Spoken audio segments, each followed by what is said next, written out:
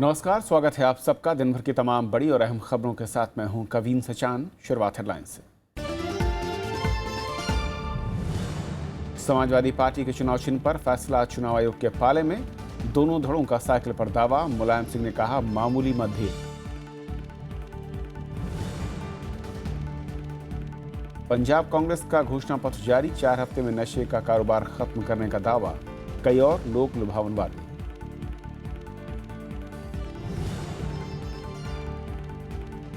नोटबंदी के बावजूद कर वसूली में बढ़ोतरी। वित्त मंत्री ने कहा प्रत्यक्ष कर में 12 तो प्रत्यक्ष कर में 25% का इजाफा। ममता बनर्जी की कैश पर जारी पाबंदी हटाने की मांग।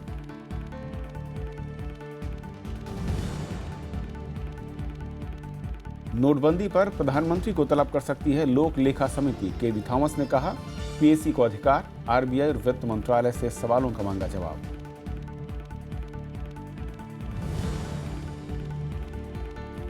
शिमला में रिकॉर्ड 3 फीट बर्फबारी। कोहरे की वजह से 6 ट्रेनें रद्द। 32 से ज्यादा ट्रेनों के समय में बदलाव। 3 दिन बाद खुला जम्मू श्रीनगर हाईवे।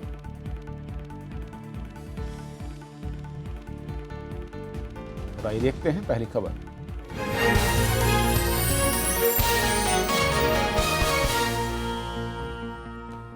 समाजवादी पार्टी के दोनों गुटों ने आज एक बार फिर चुनाव आयोग के सामने पहुंचकर पार्टी पर अपना दावा पेश किया। मुलायम और अखिलेश गुट ने नामांकन के पहले इस विवाद का निपटारा करने की आयोग से मांग की है। मुलायम सिंह यादव ने बेटे अखिलेश से किसी मतभेद से इनकार करते हुए रामगोपाल यादव को ही असली विलन करार कर दिया। समाजवादी पार्टी और चुनाव चिन्ह पर दावेदारी का झगड़ा सोमवार को फिर से चुनाव आयोग के दफ्तर पर पहुंचा। पार्टी के राष्ट्रीय अध्यक्ष मुलायम सिंह यादव चुनाव आयोग पहुंचे और दावा किया कि समाजवादी पार्टी पर उनका ही अधिकार है। उनके साथ अमर सिंह और शिवपाल यादव भी थे। मुलायम सिंह ने अखिलेश गुट के नेता रामगोपाल यादव का नाम लिए बिना निशाना साधा। पार्टी में जो थोड़ा बहुत मतभेद है, ज़्यादा नहीं है, आप भी अच्छी तरह जानते हैं। एक ही व्यक्ति है जो मतभेद कराने की साजिश कर रहा है। सर मतभेद हम अपने जाते ही ठीक कर लेंगे। मुलायम सिंह यादव ने राज्यसभा सांसद रामगोपाल यादव को सदन में पार्टी के नेता से हटाने के लिए भी राज्यसभा के सभापति को चिट्ठी लिखी है। उधर कुछ देर बाद ही अखिलेश खेमा रामगोपाल यादव के नेतृत्व में चुनाव आयोग पहुंचा। उन्होंने कहा कि नामांकन के पहले इस विवाद का निपटारा होना चाहिए। इलेक्शन कमीशन हम लोग गए थे ये मांग करने कि जो पिटीशंस दोनों तरफ से हैं उस पर बहुत जल्दी फैसला कर दें, क्योंकि 17 तारीख से नॉमिनेशन शुरू है। उधर लखनऊ में अखिलेश यादव के आवास पर दिन भर बैठकों का दौर जारी रहा। उन्होंने विधायकों, पार्टी नेताओं के साथ चुनावी रणनीति पर चर्चा की। उत्तर प्रदेश का मानिए ये हमारे अखिलेश जी वो चेहरा है। बिना अखिलेश जी के चेहरे के समाजवादी पार्टी कामयाब नहीं हो सकती है। और नेताजी हमारे आदर्श हैं। हम नेताजी के बगैर अधूरे हैं। इस बीच समाजवादी पार्टी में सुलह की कोशिशों में लगे नेता अब निराश नजर आ रहे हैं। कोई वर्ग उत्तर प्रदेश में और पूरे हिंदुस्तान में सबसे ज्यादा अगर फिक्रमंद है वो मुसलमान है। आपसी टकराव से भारतीय जनता पार्टी को सरकार बनाने का मौका मिल गया, या उन लोगों को मौका मिल गया जो फाशिस्टों के मददगार रहे हैं, तो उन्हें बहुत बुरे दिन देखना होंगे। दरअसल चुनाव आयोग ने समाजवादी पार्टी के दोनों ही गुटों से समर्थकों की लिस्ट मांगी थी। जिस पक्ष के पास ज्यादा का संख्या बल होगा उसे ही पार्टी पर कब्जा मिलेगा। चुनाव आयोग 17 जनवरी से पहले इस मुद्दे पर फैसला कर सकता है, क्योंकि उसी दिन राज्य में चुनाव के पहले चरण की अधिसूचना जारी होगी। मुलायम सिंह यादव को इस बात का एहसास है कि संख्या बल के मामले में अखिलेश गुट हावी है, लेकिन अब तलखी दोनों गुटों में इतनी बढ़ चुकी है कि सुलह की उम्मीद दूर दूर तक नजर नहीं आ रही। लेकिन अब इस बात की संभावना भी बढ़ चली है कि यूपी के चुनाव में शायद साइकिल की सवारी का मौका इन दोनों ही गुटों को न मिल पाए। दिल्ली में कैमरा सुदीप्तो के साथ पंचानन मिश्रा, राज्यसभा टीवी। और इस पूरे घटनाक्रम पर और बातचीत करने के लिए हमारे साथ समाजवादी पार्टी के नेता और राज्यसभा सांसद जावेद अली खान साहब हैं। जावेद साहब, स्वागत है आपका। सबसे पहले तो जिस तरीके से कवायद चल रही थी और आज जब दोनों ही गुट आपके अखिलेश यादव खेमा और मुलायम सिंह यादव का खेमा इलेक्शन कमीशन पहुंची और दावेदारी एक बार फिर से उन्होंने ठोकी, साफ है कि सुलह सफाई का जो दौर था वो खत्म हो गया, या कुछ बाकी है अभी? आप ठीक कह रहे हैं। कुछ लोग इस मसले को हल नहीं होने देना चाहते और अब उसके कारणों पर बहस करने का कोई मतलब नहीं है। मामला चुनाव आयोग के अधीन है और चुनाव आयोग के निर्णय का इंतजार है। लेकिन आज जब मुलायम सिंह यादव से पूछा गया इस पूरे विवाद को लेकर, उन्होंने कहा कि अखिलेश के साथ उनका कोई विवाद नहीं है, सिर्फ एक शख्स है जो कि इस पूरे के पूरे मामले को पेचीदा कर रहा है। उन्होंने सीधे रामगोपाल यादव का नाम लिया। नाम तो मैंने उनका नहीं सुना लेते हुए उन्हें, ये उन्होंने ज़रूर कहा कि एक शख्स है। अब उन्होंने ये पहेली हमारे आपके और सबके सामने छोड़ दी है कि हम उसका हल निकालें, वो शख्स कौन है। और ज़्यादातर लोगों की राय ये है कि जो उनके आस्तीन में है वही वो शख्स है जिसकी तरफ वो इशारा कर रहे हैं। क्योंकि उन्होंने एक चिट्ठी भी लिखी है जो रामगोपाल यादव राज्यसभा में आपकी पार्टी के नेता हैं, उनको उस पद से हटाने को लेकर एक इस तरह की चर्चाएं हैं। ये मैंने भी सुना है, ऐसी कोई चिट्ठी गई है। चूंकि ये राज्यसभा का चैनल है, राज्यसभा की जो नियमावली है उसमें किसी पार्टी का संसदीय दल का नेता किस प्रकार चुना जाएगा इस संबंध में वो नियमावली मौन है। लेकिन एक सामान्य सी बात है कि जिसका दल में बहुमत होगा या दल के ज्यादा सदस्य जिसे चाहेंगे वही नेता संसदीय दल का होगा। बिल्कुल। और जो साहब नेता बनने का ख्वाब पाले पड़े हैं, मेरे ख्याल से वो इस टर्म में तो नेता बन नहीं पाएंगे। यानी कि आप लोग ये कह रहे हैं कि रामगोपाल यादव ही संसदीय दल के नेता रहेंगे, बहुमत है, उसमें कोई दो राय नहीं। सभी लोग कमोबेश राज्यसभा के सभी सांसद जो समाजवादी पार्टी के हैं वो रामगोपाल जी के नेतृत्व के पक्ष में हैं और कोई उन्हें हटाने के पक्ष में मेरे ख्याल से नहीं है। जावेद जी, अब एक चीज़ बताइए कि चुनाव नज़दीक, मैं कहूँ नज़दीक के सिर पर आ गए हैं जी। पहले दौर के लिए सूचना में महज मेरे ख्याल से 8 से 10 दिन का वक्त बचा। 17 तारीख है और ऐसे में सिंबल का अब तक अलॉटमेंट ना होना कितना भारी पड़ेगा आप लोगों को? कैसे तैयारी करेंगे और कैसे समझाएंगे अपने वोटर को? देखिए, अब वो ज़माने गए। पहली बात तो मैं आपसे ये कह दूं कि सिंबल जहां तक हमें उम्मीद है अखिलेश यादव जी को सिंबल मिलेगा, क्योंकि सारे दावे सारे तथ्य अखिलेश जी के पक्ष में हैं।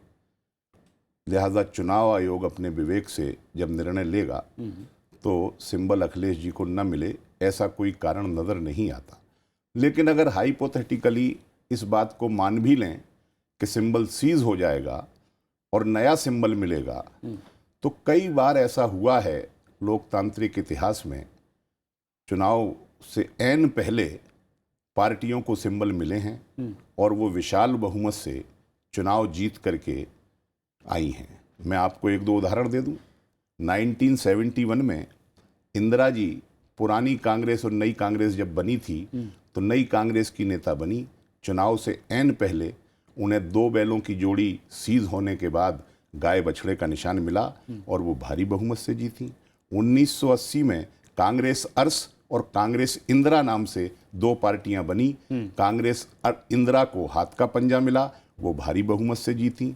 असम गण परिषद जो पहले आसू संगठन था उसका परिवर्तित रूप एजीपी के रूप में आया और वो ऐन चुनाव से पहले बना, उन्हें एक निशान मिला, उस निशान से वो जीते। तेलुगु देशम पार्टी एनटी रामाराव जी के जमाने में मुश्किल ये होगी जावेद जी कि आपकी जो पैतृक संगठन मैं कहूँ जिसे आप ABC या जो भी नाम दें समाजवादी पार्टी का, जिसके अध्यक्ष मुलायम सिंह यादव हैं, उनके कैंडिडेट भी मैदान में होंगे, तो फिर मुकाबला मोर्चा कैसे होगा आपका? अब देखिए, वो मैदान में उतारते हैं या नहीं उतारते हैं, क्योंकि आज नेताजी दिल्ली से रवाना होते वक्त ये कह करके गए हैं अखबार वालों से, मीडिया वालों से कि कोई मसला नहीं है, मैं दिल्ली वो लखनऊ पहुंच करके बात कर लूंगा और मसला हल हो जाएगा। मैंने इसीलिए सवाल पूछा क्योंकि विपक्ष में कुछ दल ये कह रहे हैं कि ये जो पूरा सब कुछ चल रहा है ये स्क्रिप्टेड ड्रामा है और मुलायम सिंह यादव अपने कैंडिडेट नहीं उतारेंगे। तक अखिलेश की छवि को साफ करने के लिए उन्होंने ये पूरा का पूरा एक तैयार की। नेताजी हमारे बहुत ही सूझबूझ के नेता हैं और वो हमेशा विवेकपूर्ण निर्णय लेते हैं। अगर वो कैंडिडेट ना उतारने का फैसला करते हैं तो इसका मतलब ये उनका एक और विवेकपूर्ण फैसला होगा जैसे वो लेते आए हैं। चलिए, बहुत बहुत शुक्रिया आपका इस पूरे मसले पर हमारे साथ बातचीत करने के लिए। धन्यवाद। और यदि पहली खबर, छोटा सा ब्रेक, और ब्रेक के उस पार दिन भर की दूसरी बड़ी खबरें।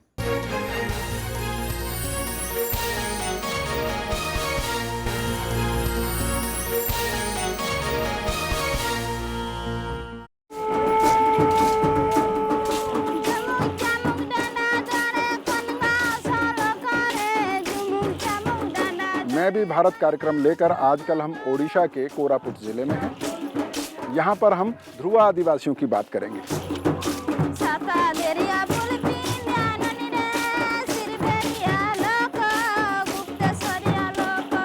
छत्तीसगढ़ में ध्रुवा आदिवासियों को आदिम जनजाति का दर्जा हासिल है, लेकिन ओडिशा के कोरापुट में ध्रुवा आदिवासियों को आज भी जनजाति के तौर पर संवैधानिक अधिकार और पहचान नहीं मिल पाई है।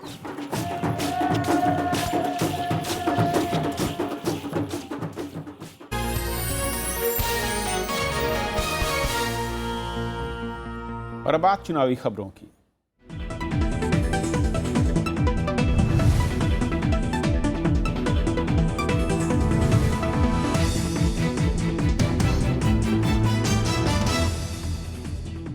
पंजाब विधानसभा चुनाव के लिए कांग्रेस ने आज अपना घोषणा पत्र जारी कर दिया। घोषणा पत्र में पानी की समस्या और ड्रग के खात्मे का वादा किया गया है। साथ ही युवाओं को बेरोजगारी भत्ता और लड़कियों को मुफ्त शिक्षा देने की बात भी कही गई है। दिल्ली में कांग्रेस ने सोमवार को पंजाब के लिए चुनावी घोषणा पत्र जारी कर दिया। पूर्व प्रधानमंत्री मनमोहन सिंह और पंजाब कांग्रेस अध्यक्ष कैप्टन अमरिंदर सिंह के हाथों जारी मैनिफेस्टो में सूबे के विकास और हर वर्ग के फायदे के लिए तमाम वादे किए गए हैं। पूर्व प्रधानमंत्री मनमोहन सिंह ने कहा कि घोषणा पत्र में सूबे की बेहतरी के तमाम मुद्दों को जगह दी गई है।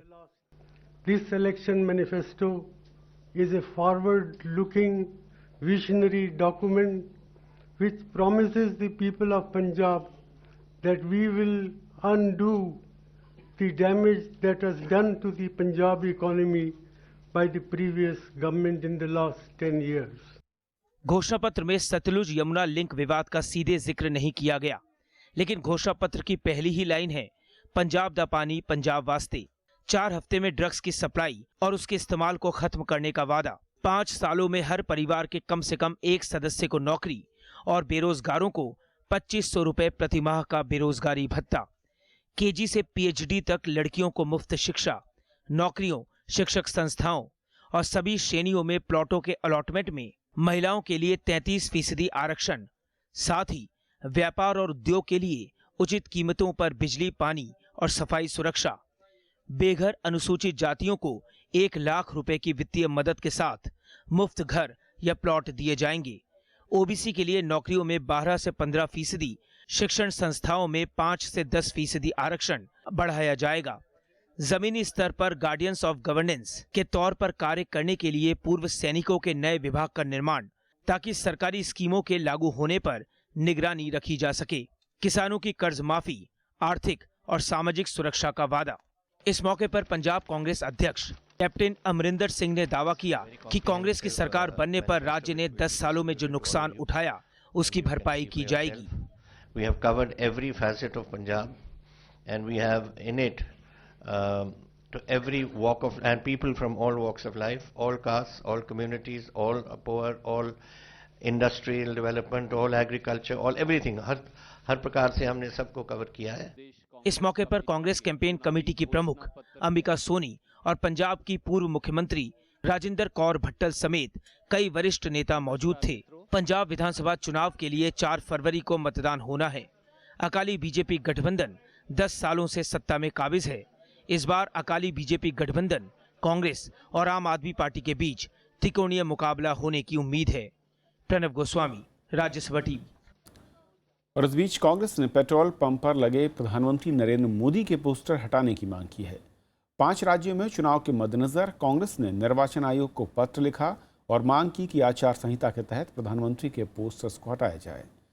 आयोग ने उत्तर प्रदेश, पंजाब, गोवा, उत्तराखंड और मणिपुर में विधानसभा चुनाव की घोषणा कर चुकी है और इन राज्यों में अब आचार संहिता लागू है। बीएसपी अध्यक्ष मायावती के खिलाफ बीजेपी ने चुनाव आयोग में याचिका दाखिल की है। उन पर धर्म और जाति के आधार पर वोट मांगने का आरोप लगाया गया है। बीजेपी के मुताबिक सुप्रीम कोर्ट ने धर्म और जाति के आधार पर वोट न मांगने का फैसला सुनाया था, लेकिन 3 जनवरी 2017 को प्रेस कॉन्फ्रेंस कर मायावती ने धर्म और जाति के आधार पर उम्मीदवारों की सूची जारी की थी। बीजेपी ने मायावती के खिलाफ मामला दर्ज करने और पार्टी की मान्यता को रद्द करने की मांग की है। उत्तर प्रदेश समेत 5 राज्यों में होने वाले विधानसभा चुनाव के मद्देनजर सीबीएसई की 10वीं और 12वीं बोर्ड परीक्षा 9 मार्च 2017 से होंगी। सीबीएसई ने बयान जारी कर कहा कि परीक्षा की तारीख 1 सप्ताह आगे बढ़ाने का फैसला करने से पहले इस मुद्दे पर गंभीरता से विचार किया गया, जिससे छात्रों को परीक्षा की तैयारी करने के लिए ज़्यादा वक्त मिल सके। 10वीं की परीक्षा 10 अप्रैल को और 12वीं की परीक्षा 29 अप्रैल को खत्म होगी।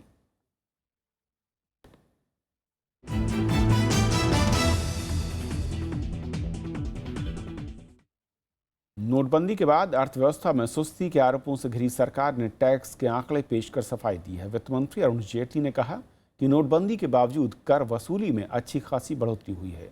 साथ ही ज्यादातर राज्यों के वैट वसूली में भी इजाफा हुआ है। This data is real. It's not an estimation. वित्त मंत्री अरुण जेटली ने अर्थव्यवस्था के विभिन्न मोर्चों पर नोटबंदी के असर को लेकर उठ रहे सवालों के जवाब में कर वसूली के आंकड़े पेश किए। वित्त मंत्री ने बताया कि अप्रैल से दिसंबर के बीच प्रत्यक्ष कर में 12.01% और अप्रत्यक्ष कर में 25% का इजाफा हुआ है। इसी दौरान सेवा कर वसूली 23.9%, कस्टम ड्यूटी वसूली 4.1% और उत्पाद शुल्क वसूली 43% बढ़ी है। Direct taxes for the first 3 quarters have moved up. Indirect taxes significantly moved up. December 16 has moved up compared to December 15, and December 16 has moved up compared to November 16. वित्त मंत्री ने बताया कि दिसंबर 2015 के मुकाबले दिसंबर 2016 में अप्रत्यक्ष कर वसूली में 14.2%, सेवा कर वसूली में 12.4% और उत्पाद शुल्क वसूली में 31.6% का इजाफा हुआ, जबकि सोना आयात घटने से कस्टम ड्यूटी वसूली में 6.3% की कमी दर्ज की गई। उन्होंने बताया कि नवंबर 2016 के मुकाबले दिसंबर 2016 में अप्रत्यक्ष कर में 12.8% की बढ़ोतरी हुई। वित्त मंत्री ने यह भी कहा कि ज्यादातर राज्यों की वैट वसूली भी बढ़ी है। अधिकतर स्टेट्स का वैट बढ़ा है। मेरा अपना असेसमेंट है कि all well administered states the VAT collections have increased even in the month of September, November. नोटबंदी का जीडीपी पर असर को लेकर पूछे गए सवाल पर जेटली ने कहा कि जब जीडीपी के वास्तविक आंकड़े आएंगे तो इस पर भी चर्चा होगी। Bureau report, Rajya Sabha TV. Petrol pump पर डेबिट और क्रेडिट कार्ड के जरिए 13 जनवरी के बाद भी भुगतान जारी रहेगा। पेट्रोलियम मंत्री धर्मेंद्र प्रधान ने साफ किया कि आम ग्राहकों और पेट्रोल पंप डीलरों को डेबिट या क्रेडिट कार्ड के इस्तेमाल पर लगने वाले सर्विस चार्ज का बोझ नहीं उठाना पड़ेगा। साथ ये भी संकेत दिए कि इस चार्ज का बोझ बैंक और तेल कंपनियां साझा तौर पर उठा सकती हैं। सरकार ने साफ किया है कि बैंक और तेल मार्केटिंग कंपनियां आपस में बैठकर इसका हल निकालेंगी। मैं मानता हूं कि ये कोई विषय 13 तारीख या 12 तारीख या 9 तारीख की विषय नहीं है। मैं आपको बिल्कुल आश्वस्त करता हूं, देश की सामान्य नागरिकों को जो जाके पेट्रोल पंप में डिजिटल ट्रांजैक्शन कर रहे हैं वो करते रहेंगे। आने वाले कुछ दिनों में इसके बारे में एक मैकेनिज्म निकाल दिया जाएगा, जिसकी आउटकम मैं पहले से ही बता दूं। ग्राहकों के ऊपर कोई बोझ नहीं आएगा, पेट्रोल पंप ओनर के ऊपर कोई बोझ नहीं आएगा। नोटबंदी के खिलाफ कांग्रेस और तृणमूल कांग्रेस का आंदोलन जारी है। कांग्रेस महिला मोर्चा ने आज देश भर में थाली पीटकर सरकार के फैसले का विरोध किया, तो पश्चिम बंगाल की मुख्यमंत्री ममता बनर्जी ने सरकार से कैश निकासी पर लगी पाबंदी को हटाने की मांग की। नोटबंदी के खिलाफ ये है कांग्रेस महिला मोर्चा का थाली पीट प्रदर्शन।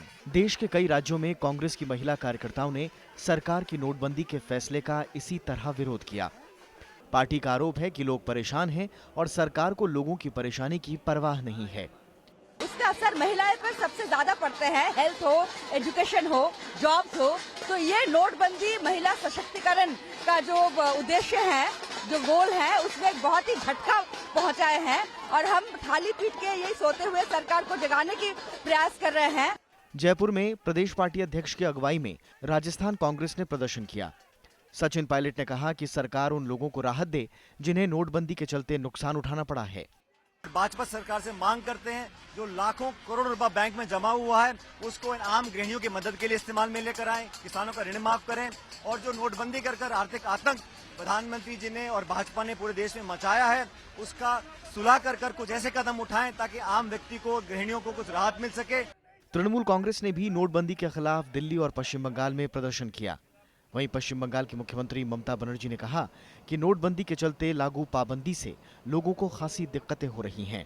उन्होंने सरकार से कैश की निकासी में लागू सभी तरह की पाबंदियां हटाने की मांग की। So Narendra Modi has taken a decision without giving thought to the after effect of demonetization, which adversely affect on the people of India. All the states they have lost their revenue. नोटबंदी के 50 दिन पूरे हुए, करीब 10 दिन बीत चुके हैं, लेकिन एटीएम से कैश निकालने और खातों से पैसे निकालने को लेकर पाबंदी लागू है। विपक्षी पार्टियों का आरोप है कि सरकार के इस फैसले से अर्थव्यवस्था की रफ्तार पर खासा असर पड़ेगा। वहीं लोगों को इससे कई तरह की परेशानी भी हो रही है। Bureau report, Rajya Sabha TV. संसद की लोकलेखा समिति नोटबंदी से जुड़े मुद्दे पर प्रधानमंत्री को भी तलब कर सकती है। पीएसी चेयरमैन केवी थॉमस ने आज ये बात कही। उन्होंने कहा कि समिति को किसी से भी सवाल जवाब का अधिकार है और अगर रिजर्व बैंक और वित्त मंत्रालय के जवाब से संतुष्ट नहीं हुए तो प्रधानमंत्री को भी बुलाया जा सकता है। नोटबंदी के मुद्दे पर लोक लेखा समिति ने रिजर्व बैंक के गवर्नर और वित्त मंत्रालय के वरिष्ठ अधिकारियों से 20 जनवरी तक जवाब मांगा है। प्रधानमंत्री को बुलाए जाने के सवाल पर उन्होंने कहा कि कमेटी को इस फैसले में शामिल किसी भी शख्स को बुलाने का अधिकार है। After hearing the governor and the officers, the committee will take appropriate decision. And if more experts have to be heard, that will also be heard. Then unanimously the committee will prepare a report and present to the parliament. समिति ने reserve bank के governor और वित्त मंत्रालय से पूछा है कि नोटबंदी के फैसले में कौन कौन शामिल था, इसके बाद कितनी राशि बैंकों में वापस आई है, क्या कोई नियम है कि लोगों को अपना पैसा निकालने से रोका जा सकता है, कितने नए नोट बैंकों को जारी किए गए हैं। समिति के अध्यक्ष केवी थॉमस ने कहा कि उन्होंने नोटबंदी के बाद प्रधानमंत्री से बात की थी। तब उन्होंने कहा था कि 50 दिन के बाद हालात सामान्य हो जाएंगे, लेकिन ऐसा नहीं हुआ। After Honorable Prime Minister declared the demonetization, that PAC will call the Governor of the Reserve Bank, the concerned officers, and discuss the effect of demonetization on the economy of the country. लोक लेखा समिति जो कै की report की समीक्षा करती है, उसने इस अहम मुद्दे को संज्ञान में लिया है। इसके अलावा केवी थॉमस ने कहा कि कमेटी की एक उप समिति संसद की इस समिति की कार्यवाही की मीडिया रिपोर्टिंग के बारे में विचार कर रही है। Bureau report, Rajya Sabha TV. प्रधानमंत्री नरेंद्र मोदी 8वें वाइब्रेंट गुजरात वैश्विक सम्मेलन में हिस्सा लेने के लिए गुजरात के 2 दिन के दौरे पर हैं। गांधीनगर के महात्मा मंदिर में 10 जनवरी को प्रधानमंत्री सम्मेलन की शुरुआत करेंगे। इससे पहले प्रधानमंत्री ने आज vibrant Gujarat global trend show का उद्घाटन किया। उन्होंने गांधीनगर के गिफ्ट सिटी में बॉम्बे स्टॉक एक्सचेंज की तरफ से देश के पहले अंतर्राष्ट्रीय शेयर बाजार का भी उद्घाटन किया। इसके अलावा वो गांधीनगर रेलवे स्टेशन के पुनर्विकास के लिए हुए गांधीनगर रेलवे स्टेशन में भूमि पूजन समारोह में शामिल हुए। सम्मेलन से पहले वो आज रूस के उप प्रधानमंत्री दिमित्री रोगोजिन, प्रधानमंत्री मोदी से मिले और पोलैंड के उप प्रधानमंत्री ने भी नरेंद्र मोदी से मुलाकात की। पाकिस्तान ने पनडुब्बी से दागी जाने वाली पहली क्रूज मिसाइल बाबर 3 के सफल परीक्षण का दावा किया है। इसकी मारक क्षमता 450 किलोमीटर है। हालांकि ये जानकारी नहीं दी गई कि मिसाइल का परीक्षण हिंद महासागर में कहां से किया गया। इसे पनडुब्बी से कंट्रोल और फायर किया जा सकता है। इसमें एडवांस गाइडेंस और नेविगेशन सिस्टम भी लगे हुए हैं। तो खबरों के आज के सफर में इतना ही, लेकिन जाते जाते छोड़ जाते हैं कि देश भर में कैसा है मौसम, कहां पर हुई है बर्फबारी। तस्वीरें देश के अलग अलग इलाकों की हैं। पहाड़ों में जहां बर्फबारी ने जिंदगी की रफ्तार थाम दी है, वहीं मैदानी इलाकों में सर्द हवा और कोहरे से लोगों को खासी मुश्किलों का सामना करना पड़ रहा है।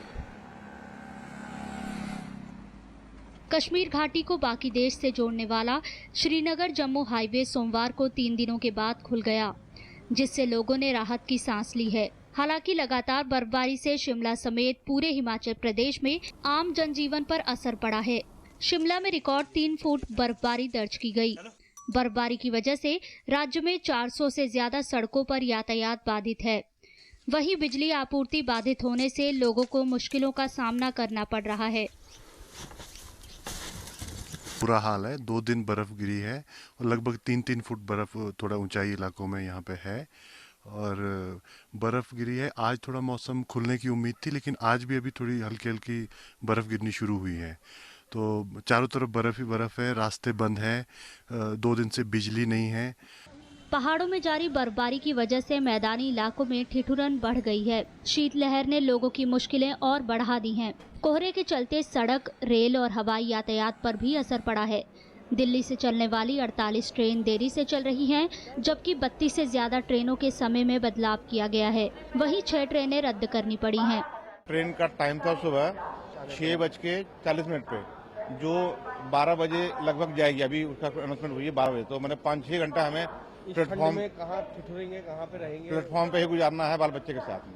मौसम विभाग ने कश्मीर और हिमाचल प्रदेश में अगले 24 घंटे में बर्फबारी और हिमस्खलन की चेतावनी जारी की है, जिसके चलते फिलहाल ठंड से राहत मिलने की उम्मीद नहीं लगती।